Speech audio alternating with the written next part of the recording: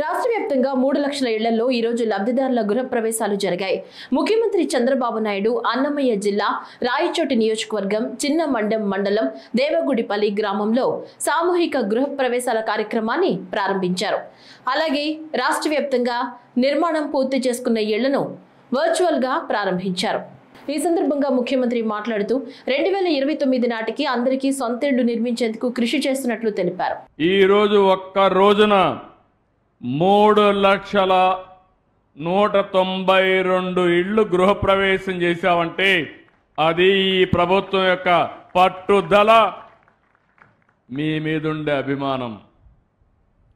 ఇవన్నీ కూడా మీరు చూసినప్పుడు రకరకాల స్కీమ్స్ అన్నీ PMAY కింద 2,28,000, PMAY గ్రామీణ ఇండ్ల కింద 65,000, జన్మన్ ఇండ్లు ఒక 6,800, మొత్తం కలిసి 3 లక్షల ఇండ్లు పూర్తి చేశాం.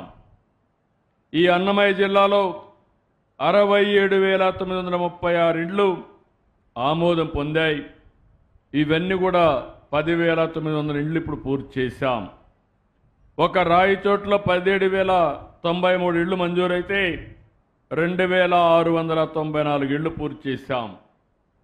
దేవగుడిపల్లిలో 43 ఇళ్లు నిర్మాణాలు ఉన్నాయి, 18 పూర్తి చేశాం. మిగిలిన అన్ని ఇండ్లు కూడా మళ్ళీ ఉగాది రోజున పూర్తి చేసి మీకు గృహప్రవేశాలు చేపించే బాధ్యత మేము తీసుకుంటాం. 14-19లో దగ్గర 23,40,000 ఇండ్లు శాంక్షన్ చేశాను. 8 లక్షల ఇండ్లు పూర్తి చేశాం. అంటే 43,000 కోట్ల రూపాయలు ఇండ్ల కోసం శాంక్షన్ చేసి 16,000 కోట్ల రూపాయలు ఖర్చు పెట్టే పరిస్థితికి వచ్చాం. వీళ్ళు వచ్చిన తర్వాత పేదవాళ్ళ ఇంటిని కూల్చే పరిస్థితికి వచ్చారు. 4,73,000 ఇండ్లు రద్దు చేశారు.